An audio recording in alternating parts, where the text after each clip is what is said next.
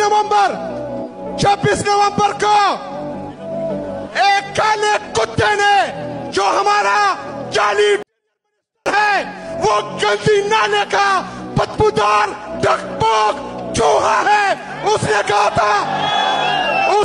था कि तुम लोग इस्लामाबाद आकर दिखाओ। हम गए, हमने डी चौक में पाकिस्तान तहरीक-ए-इंसाफ का इमरान खान का झंडा लगाया, वहां हम खड़े रहे, हम डटे रहे, इन्होंने गोलियां चलाई। परसों इस बदबूदार चूहे ने एक दफा फिर कहा कि इस्लामाबाद आके दिखाओ। तो आप लोगों से मैं पूछता हूं, इमरान खान के सिपाहियों, डी चौक तैयार हो? एक दफा फिर डी चौक जाने के लिए तैयार हो?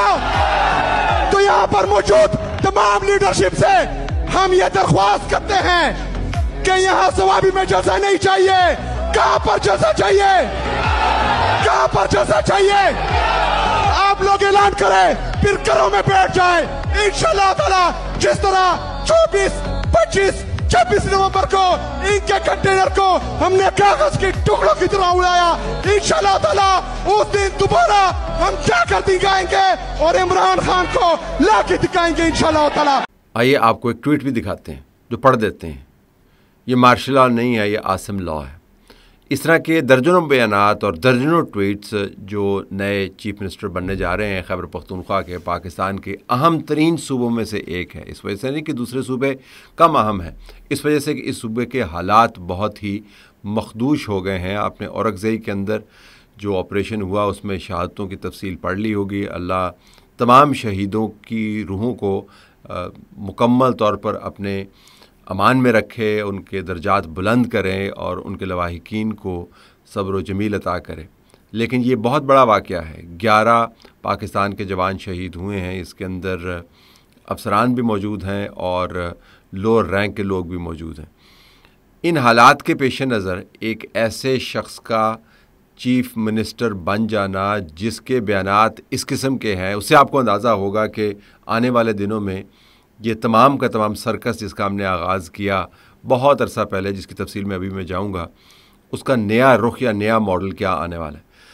जो चीफ़ मिनिस्टर का नामज़द उम्मीदवार है सुहेल आफरीदी, इसके अपने कवायद के मुताबिक इसने BSc इकनॉमिक्स की है पेशावर यूनिवर्सिटी से, और अगर आप इनकी तारीख़ पैदाइश से इनकी सियासी बलागत के अमल को देखें तो मुमकिना तौर पर ये अपनी BSc इकनॉमिक्स कर रहे होंगे उस वक्त जब इमरान खान का लाहौर के अंदर जलसा ऑर्गेनाइज़ किया गया था, और ये अपने सियासी तौर पर अफकार को तरतीब दे रहे होंगे जब 2014 के अंदर राहील शरीफ प्लस दूसरी ब्रिगेड ने टेक ओवर किया और इमरान प्रोजेक्ट को बाकायदा उन्होंने लॉन्च करने की कोशिश की।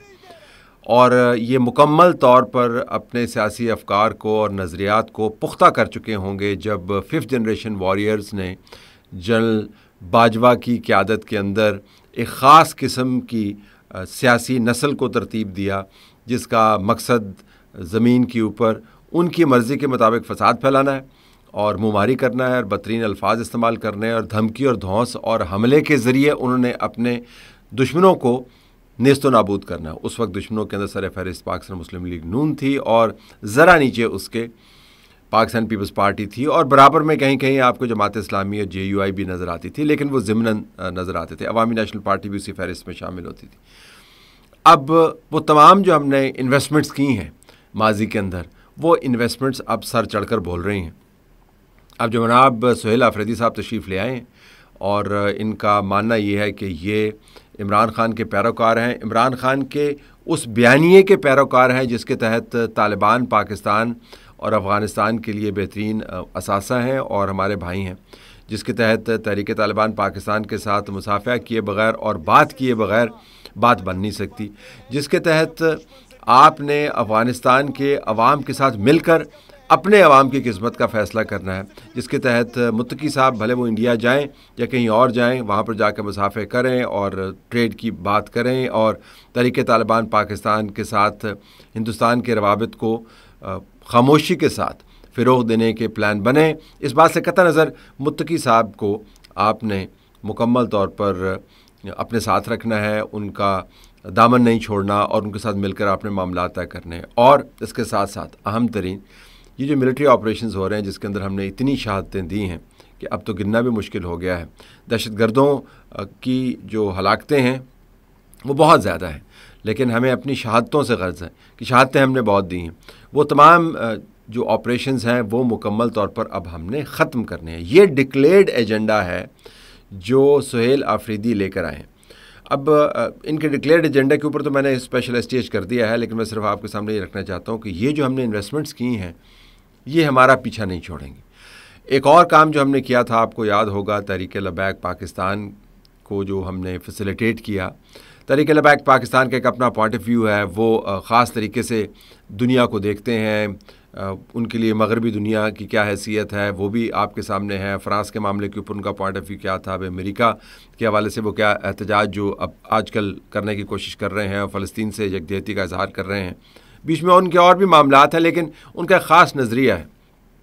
इस जमात को जिस तरीके से फैज़ाबाद तक पहुँचने में मदद दी गई थी और जिस तरीके से तमाम तर एतराज़ात के बावजूद, और उस वक्त के वज़ीर-ए-आज़म अगर देखें जो आजकल अपोजिशन के अंदर आपको नज़र आते हैं, खाकान अब्बासी साहब, उनके बयानात आप सुने, उनसे पूछ लें कि ये सारा मामला हुआ कैसे था, तो आपको बता देंगे कि उस वक्त कैसे सहूलतकारी की जा रही थी।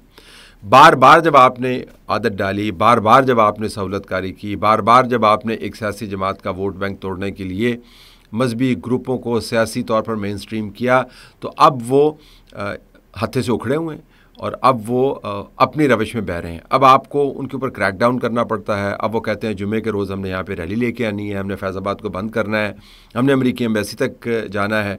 अब आप लगे हुए हैं कि सोशल मीडिया के ऊपर उनको कैसे रोकें, टीवी के ऊपर उनको कैसे रोकें, सड़कों के ऊपर उनको कैसे रोकें।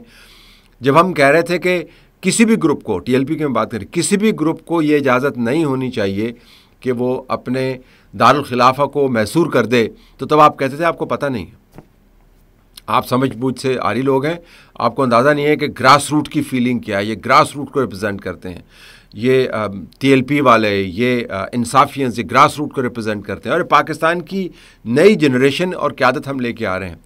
तो हमने 2 दहाइयों से पाकिस्तान तहरीक इंसाफ और तकरीबन 1 दहाई प्लस से तहरीक लबैक पाकिस्तान के अंदर जो इन्वेस्टमेंट्स की हैं वो अब सूद के साथ हाई शरह के ऊपर सारे मुल्क के गले में पड़ी हुई हैं।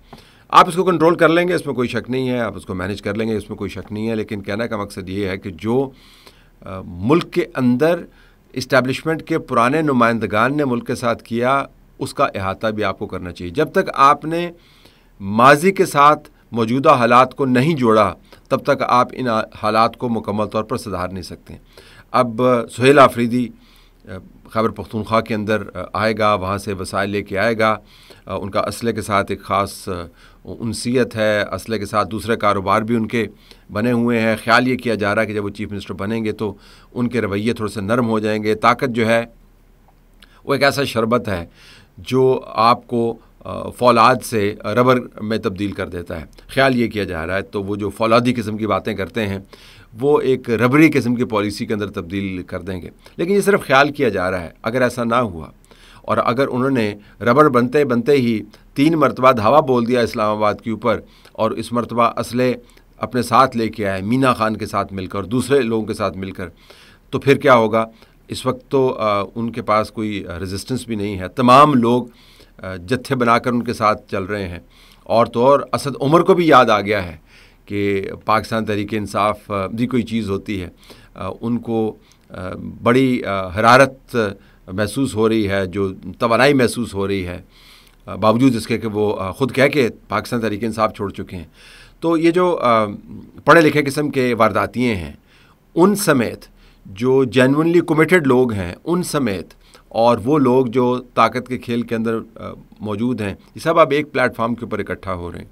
जब बुशरा, अलीमा, मीना, सुहेल आफरीदी, सेनेटर शानदाना गुलजार, ये तमाम लोग एक जगह पर इकट्ठे होंगे और पढ़े लिखे लोग उमर जैसे आपको फिर भाषण देंगे कि कैसे पाकिस्तान के अंदर एक और इनकलाब आ गया है, तो इसको रोकते रोकते ही बहुत सारा वक्त गुजर जाएगा और मुल्क का बहुत सारा नुकसान होगा। इसी तरीके से साद रिजवी की TLP को रोकते रोकते ही जितना मुल्क का नुकसान होगा, اس کی ذمہ داری بھی کسی پر عائد کرنی چاہیے. تو بہرحال جو ہم نے ماضی میں کیا وہ اب ہمارے سامنے آ رہا ہے.